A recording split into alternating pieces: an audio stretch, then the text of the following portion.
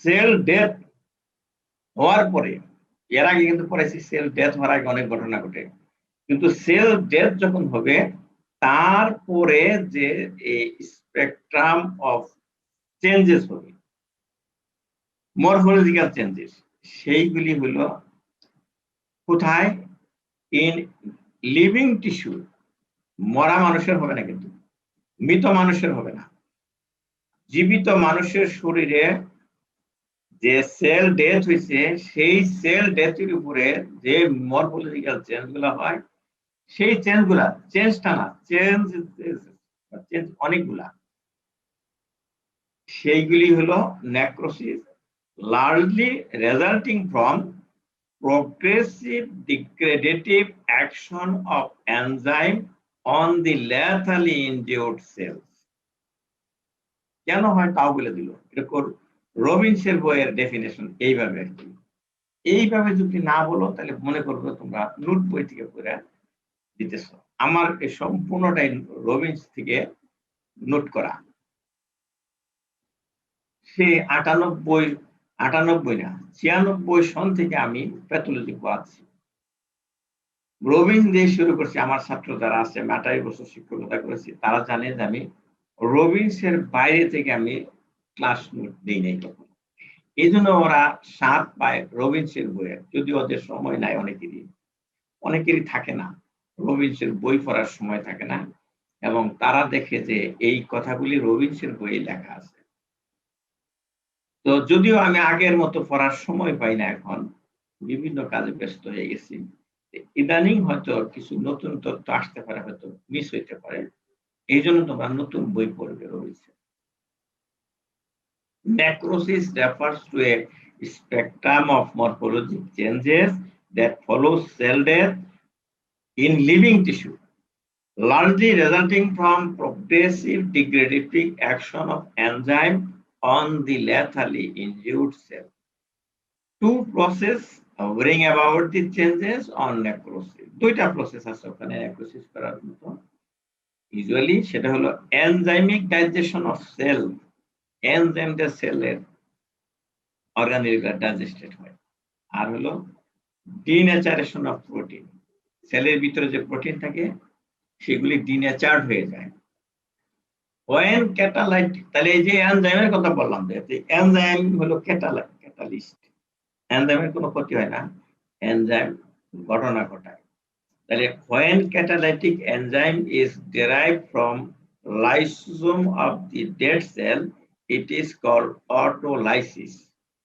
যে sell distraction হচ্ছে, তাহলে যে এই এনজাইম যখন ওই সেলের লাইসোজোম থেকে আসে, তখন বলা হয় অটোলাইসিস, নিজের সেল নিজেই ধ্বংস করে, autolysis. When catalytic enzyme is derived from lysosome of the immigrant leukocyte, it is called heterolysis. তাহলে ওখানে যেখানে নেক্রোসিস হচ্ছে, ওখানে নিউট্রোফিল আসে বা লিউকোসাইট আসে, ম্যাক্রোফেজ আসে, তাদের লাইসোজোমের এনজাইমটা যদি হয়, এটা আরেক সেলের, তাই বলছে এটা হেটারোলাইসিস। অটোলাইসিস কি এবং হেটারোলাইসিস কি, মরফোলজিক্যাল টাইপ শেখানোর সময় আমরা বলে নিলাম। এখন এই যে নেক্রোসিস এর বেসিক টাইপ কি? বেসিক টাইপ হলো দুইটা, অন্যগুলা কম্বিনেশন। একটা হলো কোয়াগুলেটিভ নেক্রোসিস, আর একটা হলো লিকুইফ্যাকশন নেক্রোসিস বা লিকুইফ্যাক্টিভ নেক্রোসিস। কোয়াগুলেশন নেক্রোসিসটা হয় due to denaturation of the protein. সেলের মধ্যে যে প্রোটিন আছে, এনজাইমিক প্রোটিন এবং স্ট্রাকচারাল প্রোটিন, সেগুলি ডিনেচার্ড হয়ে যায়। প্রোটিন ডিনেচার্ড হলে আর কোনো কেমিক্যাল অ্যাকশন করতে পারে না, এটার জন্য হয় কোয়াগুলেটিভ নেক্রোসিস। আর লিকুইফ্যাক্টিভ নেক্রোসিস হলো due to enzymatic digestion of cellular structure. Cellular স্ট্রাকচারটা এনজাইমটা ডাইজেস্ট হয়ে যায়, লিকুইফাইড হয়ে যায়, জন্য হচ্ছে লিকুইফ্যাক্টিভ নেক্রোসিস। এখন এই morphologic changes in necrotic sell, একটা সেলের কথা বলতেছি, কিন্তু এই সেলের মধ্যে একটা সেলকে সবসময় তোমরা একটা চোখের মতো মনে করবা, চোখ আমাদের চোখের যেরকম স্ক্লেরা থাকে, কর্নিয়া থাকে, এরকম। অথবা একটা গাছের পাতার মতো কল্পনা করবা, কল্পনায়, এটা তো দেখতেছো না, কল্পনা করো। এই সেলের নিউক্লিয়াস থাকে এবং সাইটোপ্লাজম থাকে। এই সেলের যখন নেক্রোসিস হয় তখন তার মধ্যে কি চেঞ্জ হয়? তাহলে আমরা প্রথম বলবো নিউক্লিয়ার চেঞ্জ, তারপর বলবো সাইটোপ্লাজমিক চেঞ্জ। নিউক্লিয়ার কি চেঞ্জ হয়? পিকনোসিস, ক্যারিওরেক্সিস, ক্যারিওলাইসিস। পিকনোসিস, এই যে হাতটা দেখো আমার, পিকনোসিস, ক্যারিওরেক্সিস, ক্যারিওলাইসিস। ক্যারিওলাইসিস বুঝাচ্ছি যে shrinkage of nuclei and increased basophilia. নিউক্লিয়াসটা শ্রিঙ্ক হয়ে যায়, এতটুকু থাকে, এতটুকু হয়ে যায়। নিউক্লিয়াস যদি শ্রিঙ্ক হয় তাহলে নিউক্লিয়ার মধ্যে যে ক্রোমাটিন থাকে, ক্রোমাটিন গুলো থাকে, ক্রোমাটিন তো কমে যায় না। ক্রোমাটিন ওই 46 বা 23 জোড়া ক্রোমোজোম আছে, তারা শুধু ওই নিউক্লিয়াসটা চুপসা যাওয়ার জন্য জড়সড় হয়ে আসছে। তাহলে জড়সড় হয়ে গেলে নিউক্লিয়াসের ক্রোমাটিন গুলা কাছাকাছি আসলো, যার জন্য ওটা তো বেজোফিলিক, মানে এই হেমাটোক্সিলিন এবং ইসিন দিয়ে স্টেইন করলে পরে, আমরা স্টেইন করে কিন্তু দেখি, স্টেইন করলে পরে ক্রোমাটিন গুলা কনডেন্সড হয়ে যাবে, কাজে ইনক্রিজ বেজোফিলিয়া। বেজোফিলিক মানে বেসিক স্টেইন যেটা হেমাটোক্সিলিন ব্লু কালার, সেই ব্লুনেসটা বেড়ে যায়। তাহলে ব্লুনেসটা যদি নিউক্লিয়াসে বেড়ে যায় এবং একটু ছোট হয়ে যায়, তাহলে আমরা বলবো পিকনোসিস। আমরা ক্যান্টিনের ছোট ছোট বয়ে ময়মনসিং বলা হয়, এই পিচ্ছি চা দিয়ে, এরকম তাদের কথা কল্পনা করো, মানে পিচ্ছি হয়ে যায়, ছোট হয়ে যায়। আরেকটা হলো ক্যারিওরেক্সিস, মানে গুড়া গুড়া হয়ে যায়, টুকরা টুকরা হয়ে যায়, ক্রোমাটিন গুলা গুড়া গুড়া হয়ে যায়, নিউক্লিয়াসটা টুকরা টুকরা হয়ে যায়, ফ্র্যাগমেন্টেশন অফ দি নিউক্লিয়াস। আরেকটা হয় ক্যারিওলাইসিস। ক্যারিও কথাটার মানে হলো নিউক্লিয়াস, ক্যারিওলাইসিস, নিউক্লিয়াসটা লাইসিস হয়ে যায়, নিউক্লিয়াস থাকেই না, ডিজলভ হয়ে যায়, chromatin fade due to DNA's activity. With the passage of time, a day or two, nuclei totally dead. তারপরে এই নিউক্লিয়াসটা ফেড আউট হয়ে যায়, একদিন পরে বা 2 দিন পরে ফেড হয়ে যায়। সাইটোপ্লাজমিক চেঞ্জেস, ইম্পর্টেন্ট কথা বলতেছি, কিন্তু কল্পনা করুন নিউক্লিয়াসে কি ঘটনা হচ্ছে নেক্রোসিসে। Cytoplasm shows increased eosinophilia due to loss of normal basophilia imparted by RNA and increased binding of eosin to denatured intracytoplasmic protein. সাইটোপ্লাজমে কি হবে? সাইটোপ্লাজম কিন্তু ইওসিনোফিলিক, নরমাল সাইটোপ্লাজম মানে পিঙ্কিশ। ইউসিনের যে কালারটা তোমরা যে বাস্তবে দেখো, ল্যাবরেটরিতে গিয়ে দেখো পিঙ্ক কালার, এই কালার যে অংশে ধরে তাকে বলে ইওসিনোফিলিক, আর যে অংশে ব্লু কালার ধরে বা হেমাটোক্সিলিন ধরে তাকে বলে বেজোফিলিক। কিন্তু ডিএনএ এবং আরএনএ এরা হলো বেজোফিলিক, কিন্তু সাইটোপ্লাজমে কিন্তু আরএনএ আছে, কিন্তু আরএনএ থাকলেও cytoplasm as a whole eosinophilic, কারণ অল্প থাকে এই কালার। দিনের বেলা যেমন ধরো আকাশে কিন্তু অনেক তারা আছে, চাঁদও আছে, দিনের বেলা কিন্তু তাদের দেখা যায় না, কারণ সূর্যের আলো থাকে প্রখর, রাতে সূর্য থাকে না, তাই চাঁদের আলো, তারার আলো উজ্জ্বল হয়। তোমরা যখন চাঁদ তারা দেখার সময় পাও না, যদি দেখো ছাদে উঠে, হোস্টেলের ছাদে উঠে দেখবে, দিনেও কিন্তু ওই পরিমাণে তারা চাঁদ থাকে। এরকম আরএনএ হলো বেজোফিলিক, কিন্তু এটা দেখা যায় না সাইটোপ্লাজমে, কারণ প্রচুর পরিমাণে ইওসিনোফিলিক সাবস্টেন্স থাকে, বিশেষ করে অন্যান্য প্রোটিন, তারা পিঙ্ক কালার নেয়। এখন আরএনএ যে টুকু ছিল সে তো ওটার উপর এফেক্ট ছিল তার, আরএনএ ডিজলভ হয়ে গেছে, কাজে আরএনএ চলে গেছে, পিঙ্কনেস বেড়ে গেছে। এই জন্য বলে যে সাইটোপ্লাজম শোস ইনক্রিজ ইওসিনোফিলিয়া। দুইটা কারণে, একটা হলো আরএনএ চলে গেছে, আরেকটা হলো ওই ডিনেচার্ড প্রোটিন যেগুলা সেগুলা নর্মাল প্রোটিনের চেয়েও বেশি বেশি ডাই ধরে, ইওসিনোফিলিক যেটা ইউসিন এটা ধরে। এক নাম্বার ব্যাখ্যা। দুই নাম্বার হলো cytoplasm may have more glassy homogeneous appearance. সাইটোপ্লাজমে কিন্তু গ্রেনুল থাকে, সেলের প্রোটিন গ্রেনুল থাকে, অর্গানেলির জন্য থাকে, গ্লাইকোজেনের জন্য থাকে। এইগুলি এই পার্টিকুলগুলা ডিজলভ হয়ে যায় যে গ্লাইসিস হয়ে, গ্লাইকোজেনোলাইসিস হয়ে।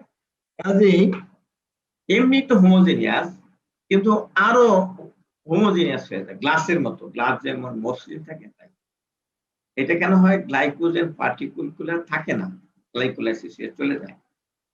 আরেকটা হলো feature, morphologic feature, cytoplasmic. When cytoplasmic organelles are digested, it become moth-eaten appearance. যখন ওই সাইটোপ্লাজমের অর্গানেলগুলা ডাইজেস্ট হয়ে যায় তখন মনে হয় যেন মথ ইটেন অ্যাপিয়ারেন্স। আমি ওই রাঁচি আসি কি, রাঁচি থাকো, আনমিউট করে কথা বলো। একটা মেয়ে আছে না? হ্যাঁ জি স্যার। আচ্ছা, তুমি কি বাগানে যাও, ফুল বাগানে? জি স্যার। আচ্ছা, ফুল বাগানে যে ছিদ্র ছিদ্র হয়ে যায় পাতা, কেন হয়? এটা কেন হয় স্যার? কিছু কিছু গাছে স্যার পাতার নিচে এক ধরনের পোকা থাকে, ওই পোকাটা স্যার পাতা খেয়ে ফেলে। আচ্ছা, এই পোকা তুমি কোনোদিন দেখেছো? পোকা দেখেছো? দেখো না? হ্যাঁ, খেয়াল করে। তুমি যদি বেশিক্ষণ ছাদে থাকতে, বাগানে থাকতে, তাহলে দেখতে ওখানে এক ধরনের পোকা পাতার নিচে এইরকম এরকম করে হাঁটতেছে। দেখে তুমি ভয় পেয়ে যাবে, ঘৃণা করবে, ভয় পাবে। এটাকে বলে সেঙ্গা পোকা, লোকালি ভাষায় বলে। আর এটাকে বলে ইংলিশে মথ বা শুয়া পোকা। এটা হলো একটা স্টেজ প্রজাপতির জাতীয় যত পতঙ্গ আছে তাদের একটা স্টেজ, যখন এটা লার্ভা থাকে এরকম করে হাঁটে আর খায়, পাতা খায়। তারপরে এটা এক সময় বসে বাসা বাঁধে আর চতুর্দিক দিয়ে, তারপরে এক সময় পাখা গজায় চলে যায়। এই যে মথ ইটেন অ্যাপিয়ারেন্স, মথ খাইলে, মথে যদি পাতা খায়, আমি বলছি পাতা, সেলকে পাতার সাথে তুলনা করো, তাহলে পাতা খাওয়া মানে মথে খাওয়া পাতা বা সেঙ্গা পোকায় খাওয়া পাতা যেরকম দেখা যায়, এই নেক্রোসিস হলে এই সেলের সাইটোপ্লাজম এরকম দেখা যায়।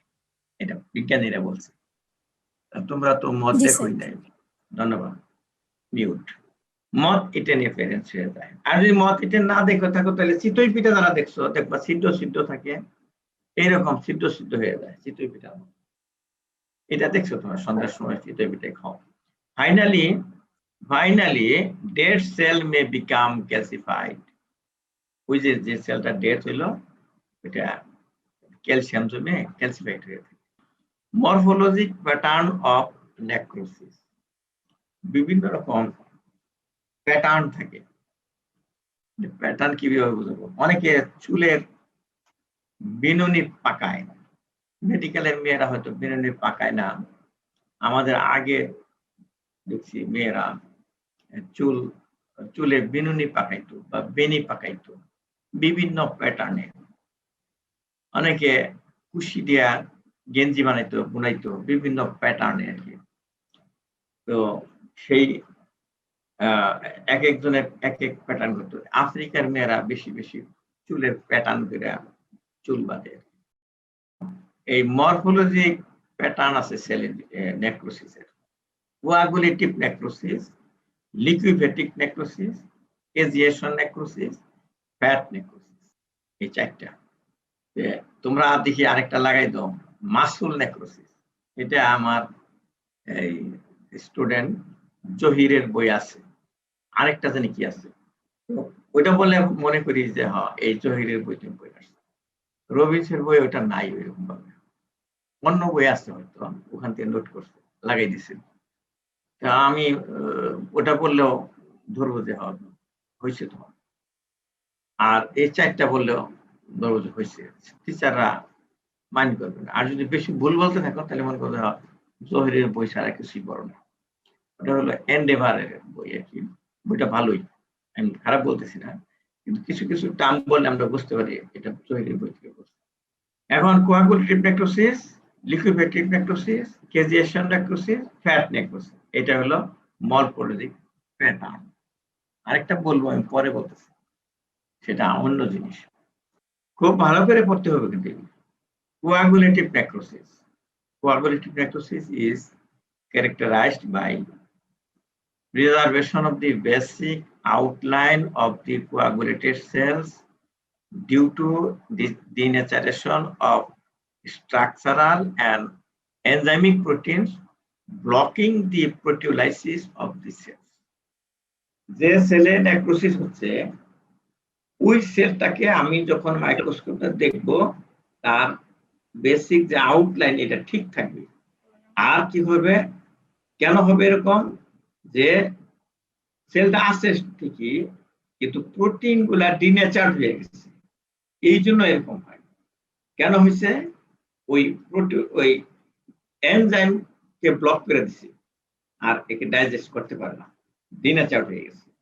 কাজেই তখন হবে কোয়াগুলেটিভ নেক্রোসিস। সেল আছে, সেলের অর্গানে আছে কিন্তু মৃত সেল, তাদের আউটলাইন দেখা যাচ্ছে। Coagulative necrosis is the characteristic of the hypoxic injury except in brain.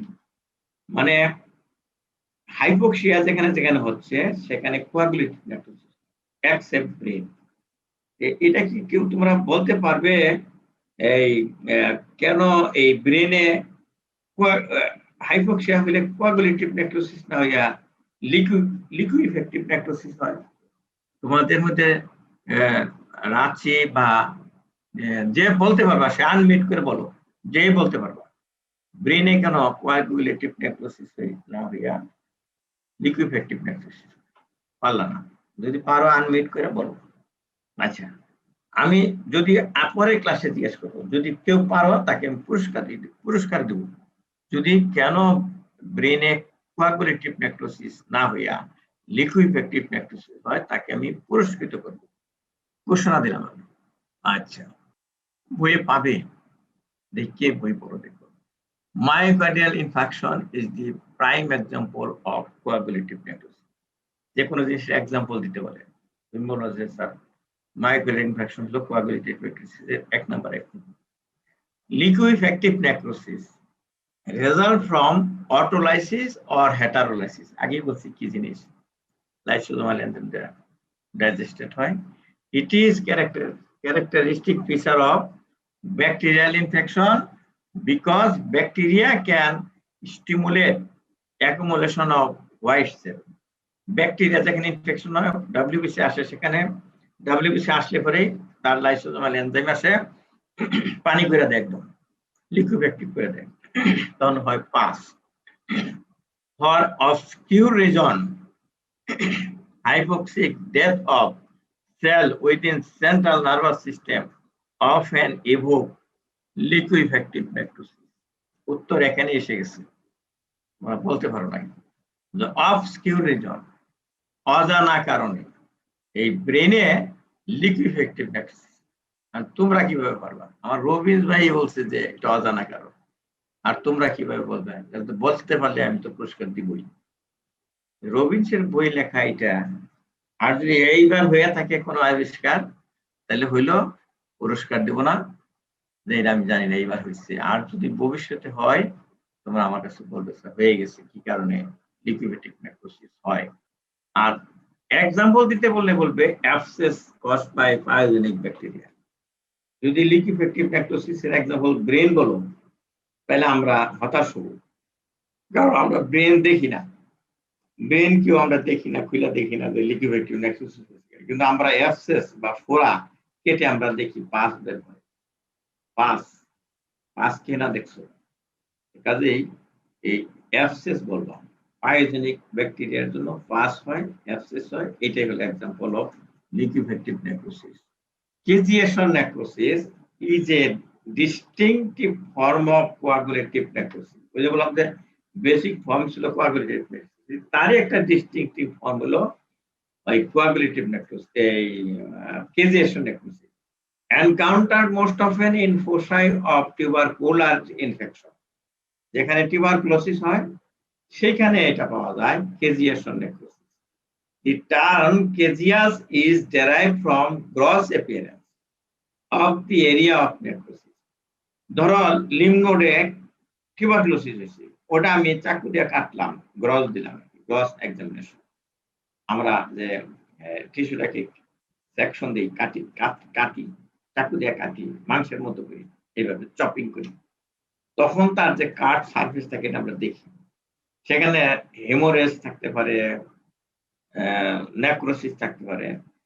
কিন্তু যদি দেখা যায় যে এটা চিজের মতো, চিজ তো দামি জিনিস, দুধ থেকে তৈরি হয় চিজ, পনির, এই পনিরের মতো যদি দেখা যায় তাহলে আমি বলবো এটা কেজিয়াস নেক্রোসিস। ওই চিজ থেকে কথাটা আসছে, কেজিয়াস নেক্রোসিস। এই গেল। তারপরে ওই হোয়াইট অ্যান্ড চিজি। কেমন হোয়াইট? হোয়াইট তো একটা আছে, পার্ল হোয়াইট আছে, হ্যাঁ, তারপরে কি একটা আছে অফ হোয়াইট, তাই না? রাঁচি একটু আনমিউট করো। জি স্যার। আচ্ছা, এই যে তোমাদের যে বললাম যে অফ হোয়াইট কি জিনিস আছে? একটা এক্সাম্পল দিই, অফ হোয়াইট কোনটাকে বলবা? স্যার বাংলায় স্যার ঘিয়া কালার যেটা বলে ওইটা তো হ্যাঁ, মানে সাদাই কিন্তু দবদবে সাদা না। জি স্যার। তোমাদের যেটা ফার্স্ট ইয়ারে যে অ্যাপ্রনটা গায়ে দিচ্ছ এটা কিন্তু হোয়াইট। এই সেকেন্ড ইয়ারের পরে এই মানে 1.5 বছর পরে আবার নতুন অ্যাপ্রন বানাইছো। বানানোর আগে যে অ্যাপ্রনটা ছিল ওইটা অফ হোয়াইট হয়ে গেছে, তাই না? জি স্যার। হ্যাঁ, আমি এই অফ হোয়াইট অ্যাপ্রনওয়ালা ছাত্রকে বেশি পছন্দ করি। সতর্ক করে দিই যে অফ হোয়াইট অ্যাপ্রন গায়ে দিবা না। তোমার এইটাই তো তোমার উপর দিয়ে দেখা যায়, আর সব তো নিচে, অ্যাপ্রনের নিচে জামা কাপড়, ওগুলা কে দেখে? তুমি তোমার অ্যাপ্রনটা তুমি টাটকা হোয়াইট রাখো, অফ হোয়াইট না রাখো, এরকম। তাহলে এরকম থার্ড ইয়ারে ওঠার আগে যে অ্যাপ্রনটা থাকে ওই অ্যাপ্রনের কালারটা হইল অফ হোয়াইট কালার, ওটা তোমরা পরবে না। আর যেদিন পরীক্ষার ভাইবা বোর্ডে বসবে একদম চকচকা নতুন অ্যাপ্রন গায়ে আসবে। জি স্যার, ধবধবে সাদা। অথবা যদি না থাকে তাহলে ওই যে কি সাবান দেওয়া ওয়াশ করলে যেন নতুনের মতোই দেখা যায়, নিমেষেই পরিষ্কার হয়ে যায়, সেই সাবান সেটাতে ওয়াশ করে আমাদের সামনে বসবে। তাহলে দেখে এক্সামিনার ভালো লাগবে যে এগুলো ফ্রেশ ছাত্র। আর যদি দেখো যে মরা ধরা একদম চুল উস্কে খুশকে টাইনা চিরা আসলো, এই ছাত্র তো এটা নার্ভাস ছাত্র, এটা ভবিষ্যতে ডাক্তার হিসেবে নার্ভাস থাকবো সবসময়, বলে যে খুব পড়াশোনা করছি, রাত্রি জাগছি, এই তো না, এটা ভালো না। ওর পড়তে রাত্রি জাগতে হয়। আর যারা ভালো ছাত্র তারা রাত্রি 11টার সময় শুয়ে পড়ে, কারণ অত পড়তে হয় না তাদের। কাজেই গল্প দেয় একটু সারা রাত পড়ছি স্যার, মানে কিছুই আসতেছে না, মাথায় ধরতেছে না, এইগুলি আমরা পছন্দ করি না। কিন্তু গল্প দিতে আসবে না আমাদের সামনে, অল্প পড়লে বেশি মনে থাকে, এই ছাত্র ভালো। Histologically, the necrotic foci appears as amorphous granular eosinophilic debris composed of fragmented coagulated cells enclosed within a distinctive inflammatory border known as granulomatous reaction. তাহলে আমি প্রথম বলছি খালি চোখে সিজের মতো দেখা যায়, তারপরে মাইক্রোস্কোপটা যখন দেখি তখন কিন্তু স্টেন করা হয়, এটা কিন্তু ওই সাদা থাকবে না। স্টেন করলে পরে নেক্রোটিক সেল যেগুলি, নেক্রোসিস যেটা হয়েছে সেখানে নিউক্লিয়াস থাকে না, আর এগুলি হয়ে যায় ওই যে অ্যামরফাস গ্রানুলার। অ্যামরফাস মানে কি? কোনো কিছুর মতোই না, ধানের মতো না, চালের মতো না, চাঁদের মতো না, বিনের মতো না, অ্যামরফাস, গুড়া গুড়া। ইওসিনোফিলিক মানে পিঙ্ক কালার হয়। ডেব্রিস মানে ধ্বংসাবশেষ। Composed of fragmented coagulated cells enclosed within a distinctive inflammatory border. Inflammation পড়ানো হয় নাই, এর চতুর্দিকে ইনফ্লামেটরি বর্ডার থাকে, এখন বুঝানো পরে পড়াবো। সেই ইনফ্লামেশন থাকে, তার নাম হলো গ্রানুলোমাটাস রিঅ্যাকশন, টিউবারকুলোসিস। আরেকজন ছাত্র আছে, আকাশ, আনমিউট করো। হ্যালো আকাশ। জি স্যার, আসসালামু আলাইকুম। ওয়ালাইকুম আসসালাম। একবার তো সালাম দিছি, আর সালাম দেওয়ার দরকার নাই। তুমি বলো যে এই যে এই যে কেজিয়েশন নেক্রোসিস মাঝখানে আমি তোমাদের অ্যাটিটিউড চেঞ্জ করার জন্য কিছু কথা বলছি। তুমি কোনটাকে আমি তোমাদের নলেজ বাড়ার জন্য কেজিয়েশন নেক্রোসিস এর টার্মগুলো বলছি, কিন্তু এখানে তোমাদের অ্যাটিটিউড শিক্ষা দেওয়ার চেষ্টা করছি। কি দিলাম? অ্যাটিটিউড চেঞ্জ যাতে হয়, এই যে কেজিয়েশন নেক্রোসিস বলার সময় বলছি, ধরতে স্যার পারবে? মানে চিজ লাইক মানে হচ্ছে ওটা অ্যাটিটিউড না, তোমাকে মার্জিত অ্যাপ্রন পড়তে হবে। জি হ্যাঁ, sir.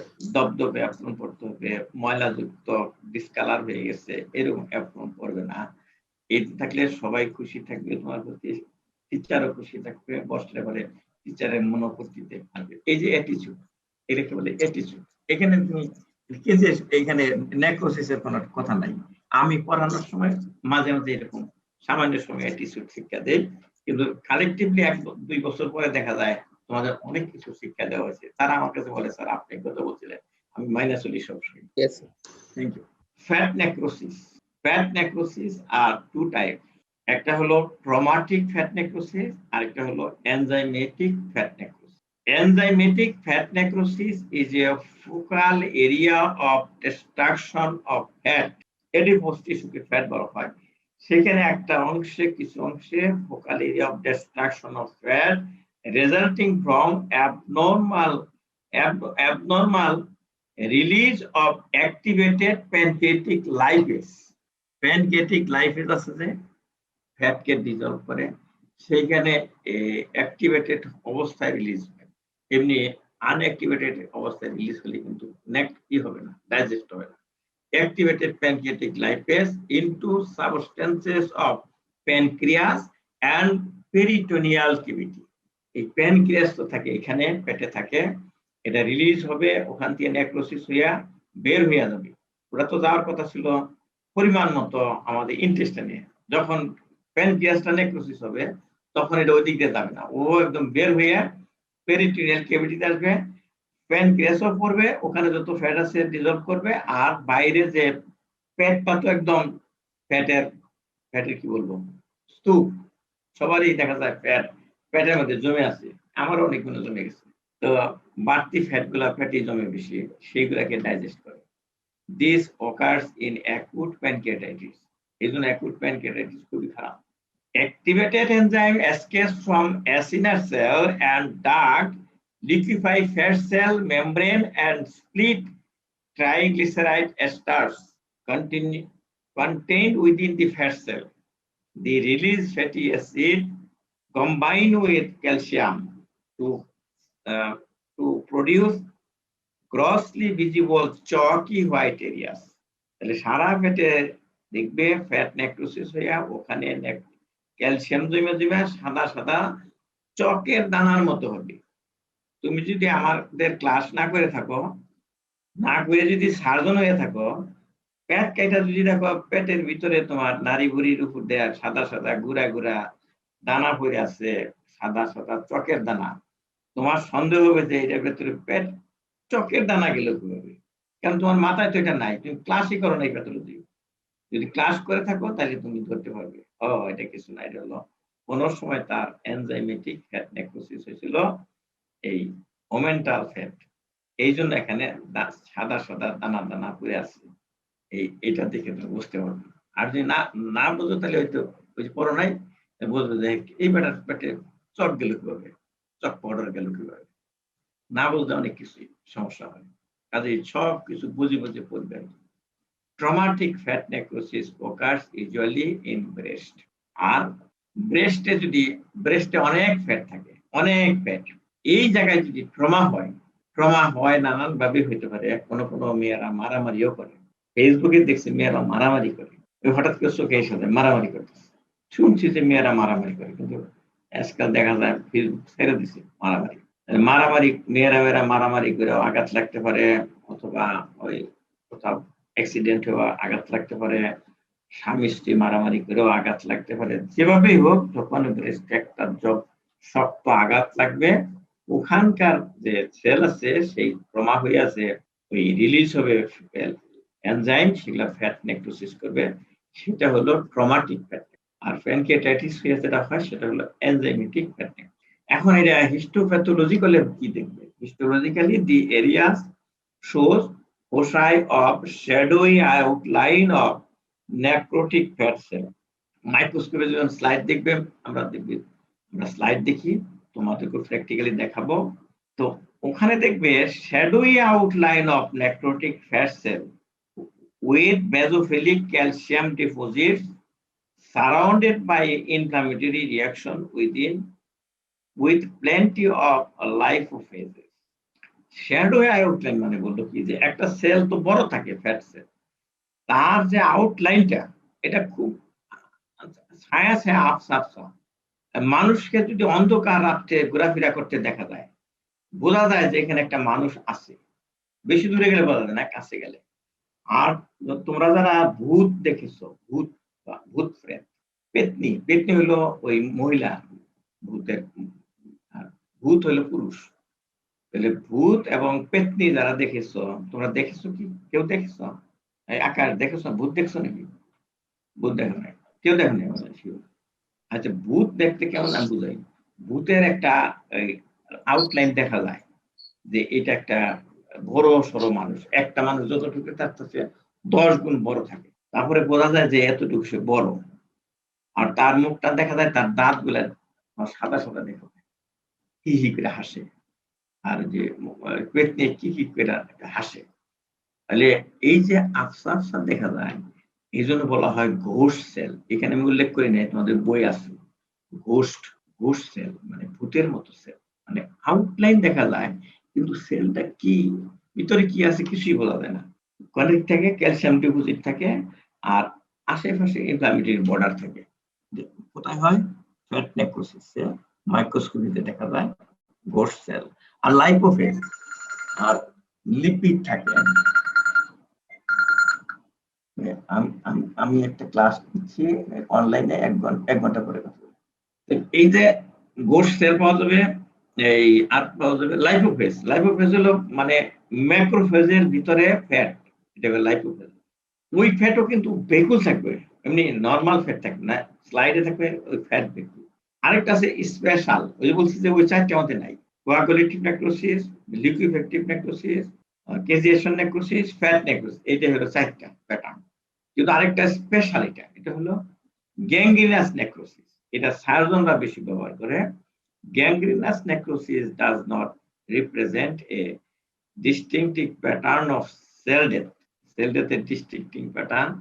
The term is commonly used in surgical practice. Surgeon bole it is usually applied to a limb, generally the lower leg, which has lost its blood supply. Blood supply যদি loss হয় তাহলে coagulative necrosis হয়, তাহলে পায়ে হয়, এটা পায়ের আঙ্গুলে, and has undergo coagulative necrosis. When bacterial infection is superimposed, ওখানে ব্যাকটেরিয়াল ইনফেকশন হয়।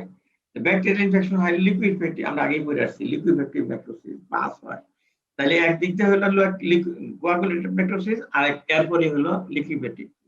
তখন এক ধরনের নতুন ধরনের একটা হয়, সেটা হলো গ্যাংগ্রিনাস নেক্রোসিস। কারণ ওই সময় ওখানে লিউকোসাইট এসে ওখানে লিকুইফাইড করে দেয় এবং খুবই দুর্গন্ধ। Also known as wet gangrene, ভিজা ভিজা হয়ে যায়। প্রথম শুকনা থাকে, তার ইনফেকশন হয়, ইনফেকশন হয়ে ভিজা ভিজা হয়ে যায়, দুর্গন্ধ করে, ওয়েট গ্যাংগ্রিন হয়। এই যে সমস্ত ছাত্র একটু দরদ কম থাকে, সব ছাত্র যে দরদ থাকে রোগীর প্রতি তা না, তাদের অ্যাটিটিউড ভালো না যাদের, তারা এই গ্যাংগ্রিনাস রোগীদের কাজে যেতে চায় না, ডিউটি নিতে চায় না, এরকম। এখন হলো ফেট অফ নেক্রোসিস, ফ্যাট না ফেট, পরিণতি কি, তাই না? সব জিনিসের পরিণতি আছে। তাহলে এই যে ফ্যাট মানে এই যে নেক্রোসিস বললাম, এই নেক্রোসিসের পরিণতি, তাই না? তোমাদের যারা এই পড়তে আসছো এমবিবিএস, ফার্স্ট ইয়ারে তো ভর্তি হয়েছিল, এখন তো ফোর্থ ইয়ারে উঠে গেছো, তোমাদের পরিণতি কি আসলে? তোমাদের পরিণতি হলো তোমরা আর মানুষ থাকবে না, তোমরা আর ছাত্র থাকবে না, তোমরা হয়ে যাবে ডাক্তার। তোমাদের পরিণতিটা হলো ডাক্তার।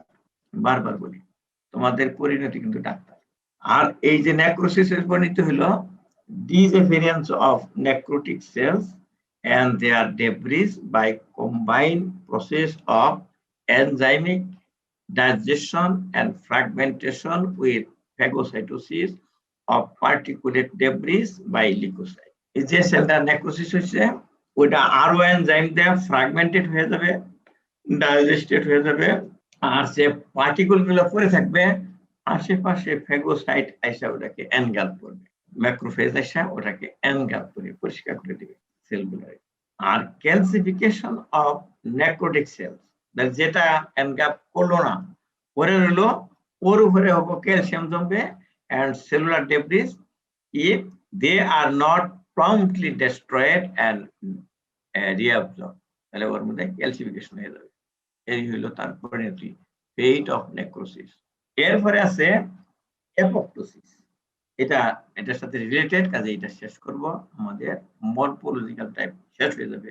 আর অল্পক্ষণ লাগবে, 5 মিনিট, যেহেতু তোমরা 15 মিনিট পরে শুরু করেছো, আমার ক্লাস 1 ঘন্টায় হওয়ার কথা, তো কাজে আমি শেষ করে দিই। অ্যাপোপ্টোসিস কি? Apoptosis means falling off. The term is derived from Greek word.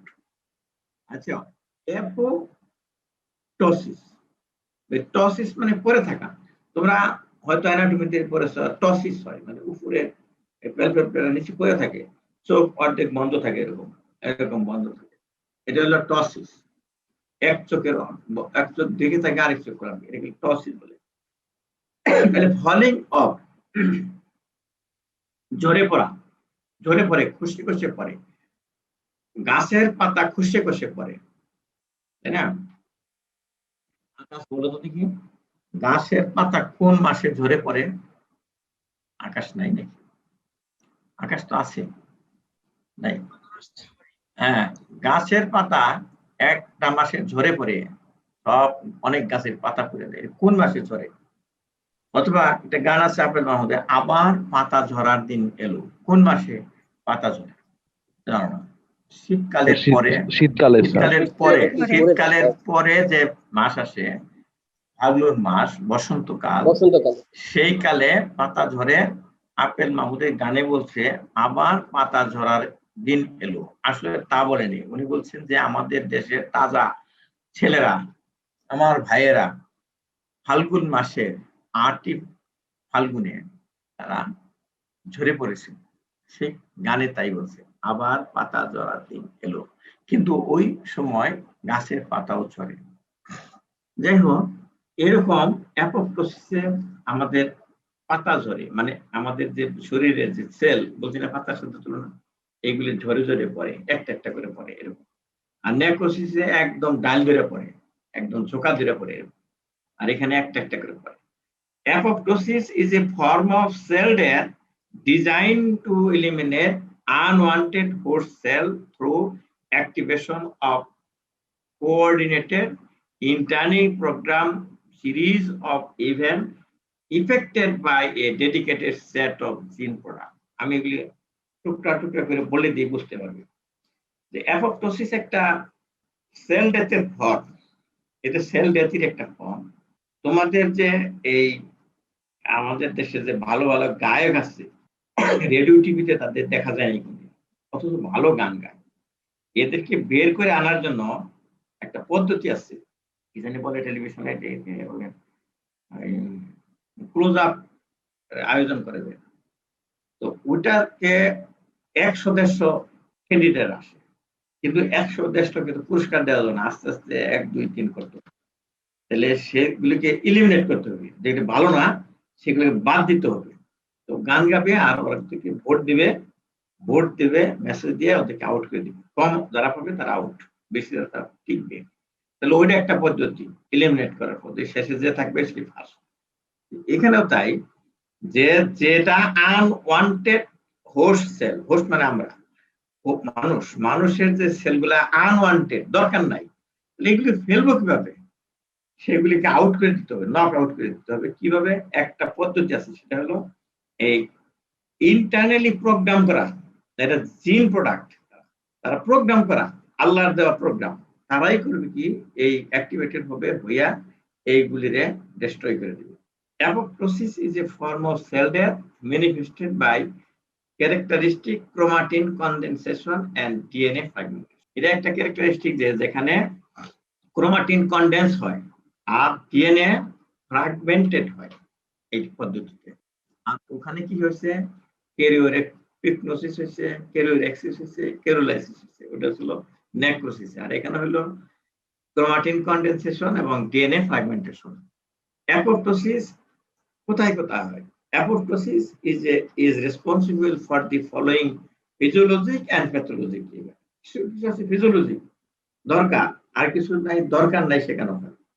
যেমন program destruction of cells during embryogenesis, যখন এমব্রায়ো তৈরি হয় ওইখানে কিছু কিছু জিনিস আছে এলিমিনেট করতে হয়। যেমন মানুষের লেজ থাকে, যদি অল্প দিনের মধ্যে একটা বাচ্চা ডেলিভারি হয়ে যায়, দেখা যাবে তার লেজ আছে যেটা অ্যাবর্শন হয়, মানুষ বলে অমুকের পেটের দিকে একটা বানরের বাচ্চা হয়েছে, এই যে ভুল ধারণা।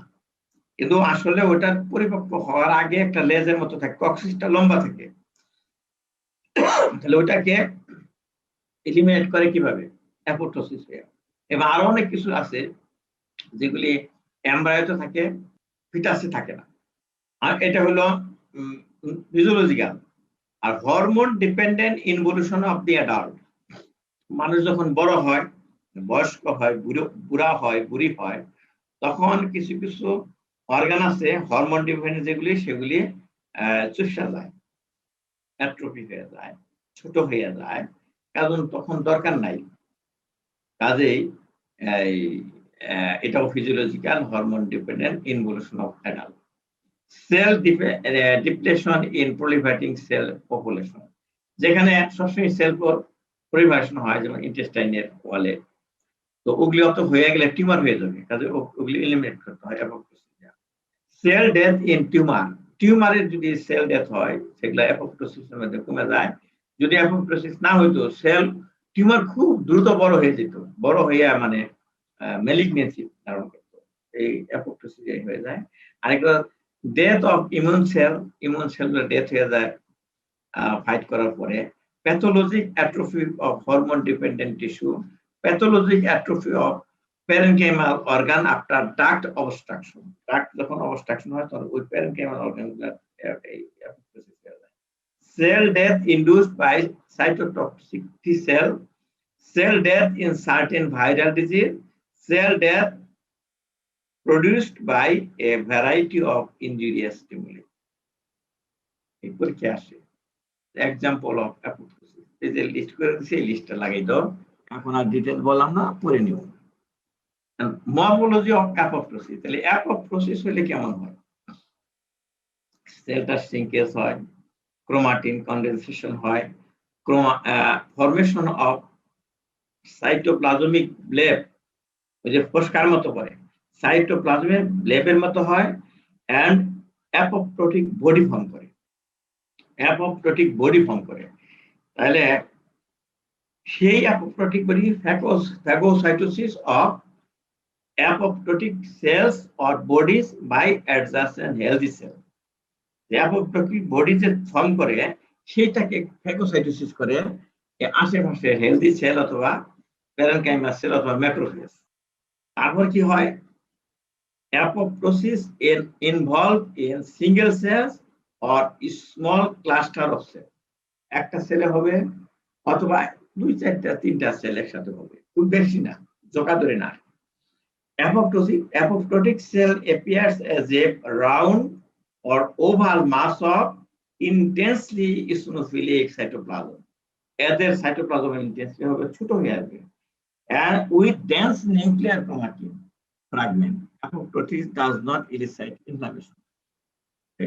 নেক্রোসিস হলে আশপাশে ইনফ্লামেশন হয়, নিউট্রোফিল আসে, লিম্ফোসাইট এগুলো আসে, কিন্তু অ্যাপোপ্টোসিসের আশেপাশে ইনফ্লামেশন থাকে না। একটা কথা আমি তোমাদের বোঝাতে চাচ্ছি যে, ওই যে বললাম যে অ্যাপোপ্টোটিক বডি, এটা মনে হয় তোমরা বুঝতে পারো নাই। কেউ কি বুঝতে পারছো? না হলে আমি বুঝাই দিই। আকাশ, এটা বোঝাবো নাকি বোঝাইতে হবে না? অ্যাপোপ্টোটিক বডি কি জিনিস বুঝাই দিই, আচ্ছা ঠিক আছে। একটা এক্সাম্পল দিতে হয়, তুমি যখন মেয়ে, তুমি বলি তোমাকে রুটি আছে না, রুটি তোমরা কি দিয়ে খাও? রুটি ভাজি দেয় যদি খাও, কিসের ভাজি নাও? রুটি ভাজিটা খেতে হয়, কিসের ভাজিটা নাও তোমরা? আলু ভাজি। আলু ভাজি স্যার। আচ্ছা, যদি আমি বলি যে রুটি একটা সেল, এবং মাঝখানে কিছু ভাজি নিবা, ওইগুলো হবে নিউক্লিয়াস থাকবে। তাহলে আলু ভাজি নিবে নাকি বরবটি ভাজি নিবে? বরবটি ছিল না নাকি? বরবটি স্যার লম্বা, হ্যাঁ বরবটির গিটা গিটা আছে তাই না? তাহলে বরবটির ভাজি যদি নেই তাহলে হবে নিউক্লিয়াসের সাথে তুলনা করা যাবে, কিন্তু আলু ভাজি নিয়ে কিন্তু তুলনা করা যাবে না, কারণ নিউক্লিয়াসের কিন্তু আছে ওই যে খাঁজ আছে ক্রোমাটিনে, তাই না? তাহলে এই কিছু ভাজি নিলাম মাঝখানে আর পুরাটাই রুটি, এইভাবে আমরা নেই। খাওয়ার সময় কি করি, অল্প কিছু ভাজি ডান দিকে সরাইয়া ওইটুকু রুটি ছিঁড়া মুখে দিই এরকম করে। তাহলে খালি রুটি কিন্তু মুখে দিই না, একটু ভাজি নেই। তাহলে আমি কি করলাম, একটু ক্রোমাটিন সাইডে সরাইলাম, সরাই ওইটাও কিন্তু একটা সেলের মতোই হলো, মাঝখানে ভাজি, তার চতুর্দিকে। এইটাই হলো অ্যাপোপ্টোটিক বডি। তুমি যে লোকমা দেওয়ার জন্য যেটুকু তুলে নিলাম মুখে, কিন্তু আসল রুটিটা কিন্তু তোমার প্লেটে রয়ে গেছে। ওই রকম আর কি, কিছু অংশ অ্যাপোপ্টোটিক বডি ফর্ম করে নিউক্লিয়াস নিয়ে নেওয়া, নিউক্লিয়াসের ফ্র্যাগমেন্টেড নিউক্লিয়াস নিয়ে ওইটুকু আবার আশেপাশের সেল গিলে ফেলে। এটা হলো যেভাবে তোমরা রুটি খাও বরবটি ভাজি দিয়া। এখন ঠিক মতো বুঝাইতে পারছি? জি স্যার। অ্যাপোপ্টোটিক বডি হলো একটা ওই সেলের কিছু অংশ, ওখানে নিউক্লিয়াসও থাকে, সাইটোপ্লাজমও থাকে, একটা বডি ফর্ম করে, সেটা এই এনগাপ করে ব্লেবের মতো, ফোসকার মতো, আর আশপাশে কোনো ইনফ্লামেশন হয় না। স্যার আসসালামু আলাইকুম। অনেক সালাম। স্যার ওই যে ওই ফ্র্যাগমেন্টেড নিউক্লিয়াস গুলা কি স্যার আশেপাশের ওই অ্যাডজাসেন্ট সেল, প্যারেনকাইমাল সেল এগুলা একটু একটু করে নিয়ে খেয়ে ফেলে? না, ওই এই বডিটা খেয়ে ফেলে, অ্যাপোপ্টোটিক বডিটা খেয়ে ফেলে। যেমন তোমরা বাজি ছাড়া এই খাও না, ওই যে রুটি খাও না, পছন্দ হয় না, আমি বাজি ছাড়া খাবো না।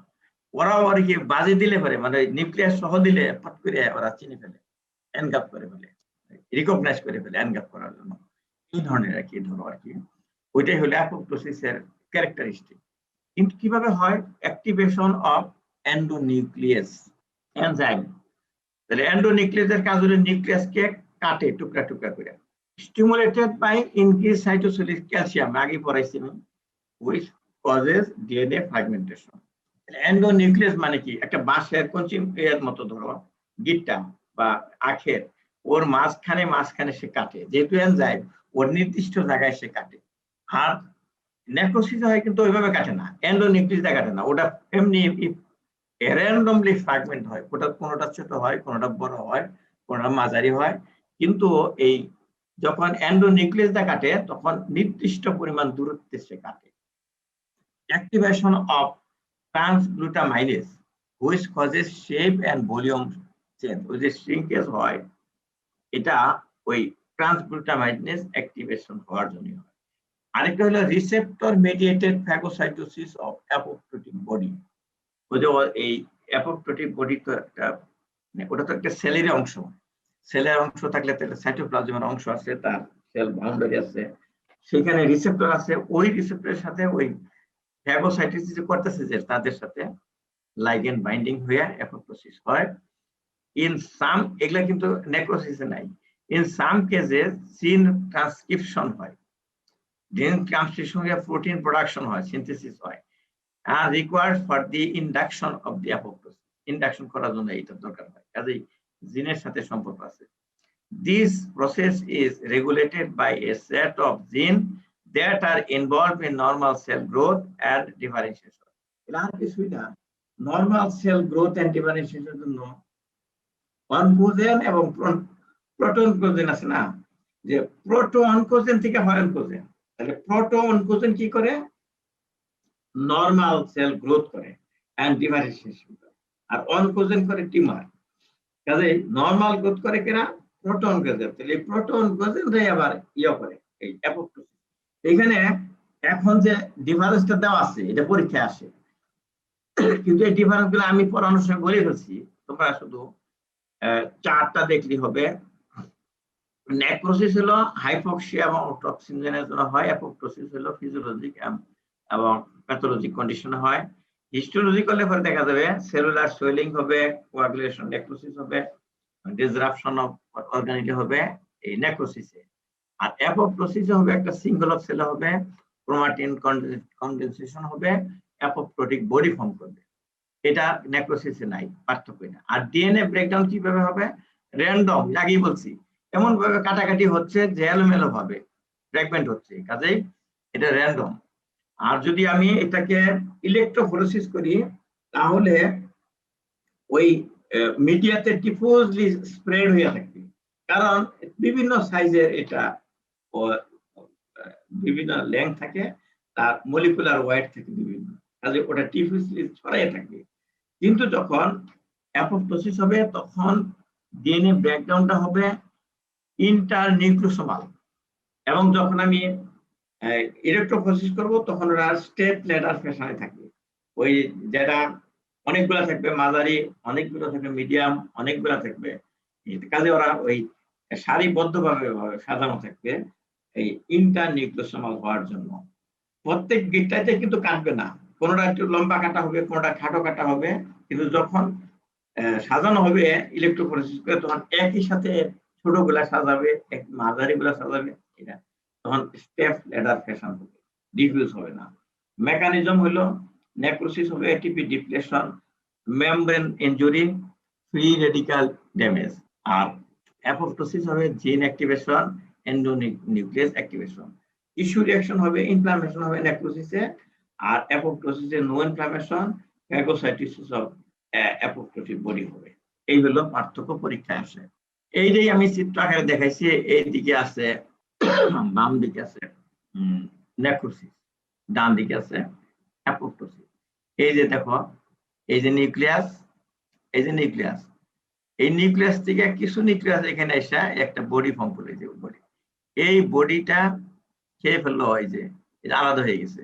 এখানে তো সবই আছে, নিউক্লিয়াস আছে, সাইটোপ্লাজম আছে, এই যে ফ্যাগোসাইটিক সেল, এটা এর খাওয়ার জন্য হা করে আসতেছে, এটা হলো অ্যাপোপ্টোসিস। আর এইদিকে দেখো ক্যারিওলাইসিস হয়ে আর কেমন হয়ে গেছে, কোনো ফ্যাগোসাইটোসিস হচ্ছে না, এইটা পার্থক্য। Disorders associated with dysregulation of apoptosis, যদি অ্যাপোপ্টোসিস ঠিকমতো না হয় তাহলে কি কি রোগ হবে? ক্যান্সার হবে এক নাম্বার। কেন হবে? ডিক্রিজ অ্যাপোপ্টোসিস হলে, অ্যাপোপ্টোসিস হওয়ার কথা ছিল, দরকার হয় নাই, তাহলে ওই সেলগুলো বেঁচে থাকবে আর বড় হয়ে ক্যান্সার হবে। Failure two eliminate potentially harmful lymphocyte and dead cell. আরেকটা কি হবে? ইনক্রিজ অ্যাপোপ্টোসিস যদি হয় তাহলে কি হবে? নিউরোডিজেনারেটিভ ডিজিজ হবে, নিউরোডিজেনারেটিভ প্যারালাইসিস হবে, ইসকেমিক ইনজুরি হবে, স্ট্রোক হবে, death of virus infected cell. এই জন্য ডিসরেগুলেটেড অ্যাপোপ্টোসিস হলে। আগামী ক্লাসে আমি এখান থেকে শুরু করবো, ৬৬ নম্বর স্লাইড থেকে আমরা আরেকটা ক্লাস নেব। এতক্ষণ বললে পরে তোমাদের ভালোভাবে মাথায় ধরার কথা না, ৪০-৪৫ মিনিটের বেশি বলা ঠিক না। যেহেতু অনলাইনে ক্লাস নিচ্ছি, সময় আছে অপরন্ত, আমরা আরেকটা ক্লাস নিব, ওখানে আরো ক্যালসিফিকেশন আছে, ইন্টারসেলুলার অ্যাকুমুলেশন আছে, অটোফেজি আছে, এখান থেকে আমি শুরু করবো। আমার তোমার মনে রাখবে ৬৬ নম্বর স্লাইড থেকে। ধন্যবাদ তোমরা যারা শুনলে।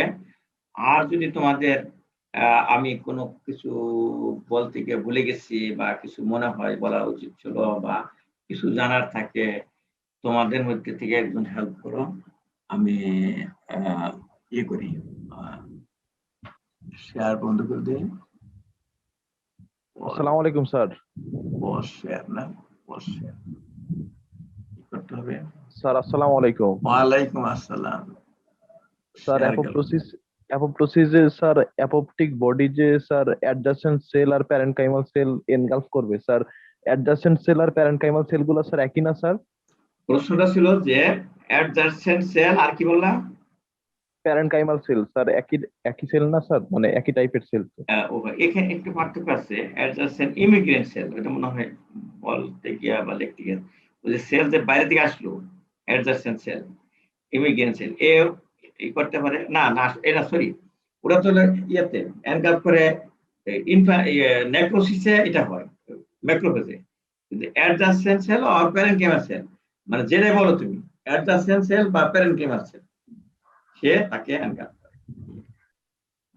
আর ফ্যাগোসাইটও করে, ফ্যাগোসাইটিক অ্যাপোপ্টোটিক বডি যেটা, সেটা ওখানে তো অ্যাডজাসেন্ট প্রত্যেক ইয়েতেই থাকে না, ওই যে ইনফরমেশন না হয়েও কিন্তু তোমার ম্যাক্রোফেজ থাকে, হিস্টিওসাইট থাকে, সেই সেলগুলাই অ্যাপোপ্টোটিক বডিকে এনভাল্ভ করে। আর যখন ইনফ্লামেশন হয় তখন ওটা নতুন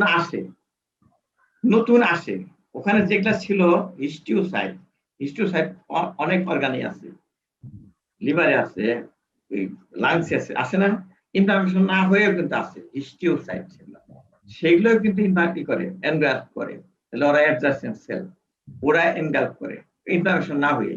আর যখন ইনফ্লামেশন হয়ে হয় তখন ইমিগ্রেন্ট যাকে আইসা করে। আর প্যারেনকাইমাল সেল সেটা প্যারেনকাইমাল সেলেও ওই ইয়া করতে পারে, এনগ্রাফ করতে পারে, এটা উল্লেখ করা হচ্ছে। জি স্যার, মানে স্যার ওই তার সাথে তার লাইসোজোমের সাথে মিশা যায়, এটা আছে, উল্লেখ আছে, মেকানিজম হয়তো বলা হয়নি ওখানে, আমি লক্ষ্য করিনি কি মেকানিজম ওরা এনগ্রাফ করে বা ফ্যাগোসাইটোসিস করে। অ্যাডজাসেন্ট সেল, তুমি ধরছো ঠিকই, তোমার কোশ্চেনটা খুবই পার্টিনেন্ট কোশ্চেন, যে বললাম আমি অ্যাডজাসেন্ট সেল অথবা প্যারেনকাইমাল সেল, প্যারেনকাইমাল সেলে কিভাবে এনগ্রাফ করে, সেটা কি ফ্যাগোসাইটোসিস করে না জাস্ট ওই লাইগেন্ড হয়ে রিসেপ্টর লাইগেন্ড হয়ে তার সাথে ফিউশন হয়ে যায়, এটা আমি এখন ক্লিয়ার না হলে তোমরা ক্লিয়ার হয়ে নিবে। ধন্যবাদ, তোমার এই প্রশ্নটা খুব ভালো প্রশ্ন। আরেকটা প্রশ্ন ছিল স্যার। বলো স্যার, ওই ট্রমাটিক নেক্রোসিসে স্যার ব্রেস্টের যে ফ্যাট গুলো আছে এগুলো স্যার কিভাবে যেমন স্যার এনজাইমেটিকে যেটা হয় স্যার, ওই লাইপেজ দিয়ে তো স্যার প্যানক্রিয়াসের লাইপেজ ফ্যাট গুলা বা অ্যাবডোমেনের ফ্যাট গুলা হয়ে যাচ্ছে, কিন্তু ব্রেস্টের ফ্যাট গুলা স্যার মানে এনজাইম ছাড়াই কি এখানে এই এনজাইম আসতেছে লাইপেজ প্রত্যেক সেলেই আছে, এই নরমাল সেলেই আছে ফ্যাট ডিসলভিং স্যার লাইসোজোম গুলা, মানে ওই সেলের লাইসোজোম থেকে সেই এনজাইমে ওই লোকাল যে ফ্যাট আছে সেটাকে ট্রমা হয়ে ওটা বের হয়ে যায়, সেটা অ্যাক্টিভেটেড হয়ে ব্রেস্টের ফ্যাটকে ডাইজেস্ট। জি স্যার, আর প্যানক্রিয়াস থেকে আসতে হইতেছে না, প্যানক্রিয়াসটা কিন্তু বের হয়ে অ্যাবডোমেনে আসলো, ইন্টেস্টাইনে না, প্যানক্রিয়াস তো ডিস্ট্রাকশন হয়েছে, ও বাইপাস করে যাবে, মানে ও তো এই সারফেসে তো আছে পেরিটোনিয়াম, না গিয়ে পেরিটোনিয়াম বের করে সে অ্যাবডোমিনাল এতে আর ক্যাভিটি আসবে, ক্যাভিটিতে গিয়ে সে ওমেন্টামে সরাই করবে, ওমেন্টাল ফ্যাট গুলাকে ডাইজেস্ট করবে, এটা ওখানে বোঝানো হচ্ছে। আবার এর আগেও সে করবে কি, প্যানক্রিয়াসের ফ্যাটকে, প্যানক্রিয়াসের নিজস্ব ফ্যাট আছে সেটাও সে ডাইজেস্ট করবে, ওইটার নাম হচ্ছে প্যানক্রিয়াস থেকে তো প্রচুর মেইন এনজাইম তো প্যানক্রিয়াস থেকে আসতেছে, লাইপেজ। জি sir, digestive enzyme, digestive enzyme, সেখানে নাম দিয়েছে এনজাইমেটিক ফ্যাট নেক্রোসিস। আর ব্রেস্টের বেলায় অন্য অর্গানে যেখানে ফ্যাট বেশি আছে, শুধু ব্রেস্ট না, একজনের পেটের মধ্যে অনেক ফ্যাট আছে, ওরে ঘুষি দিল কয়েকটা, অনেক বন্ধুরে ঘুষি করলো, ওইখানে দেখা গেলো কেমন জানি পয়সা দরকার, ওখানে তার ফ্যাট নেক্রোসিস। অনেক ফ্যাটি লোক আছে, তাদের ইয়েতে কিন্তু অ্যাবডোমিনাল ওয়ালে অনেক ফ্যাট থাকে, ওখানে যদি আঘাত করা হয় ওখানে ফ্যাট নেক্রোসিস। জি স্যার, থ্যাংক ইউ স্যার।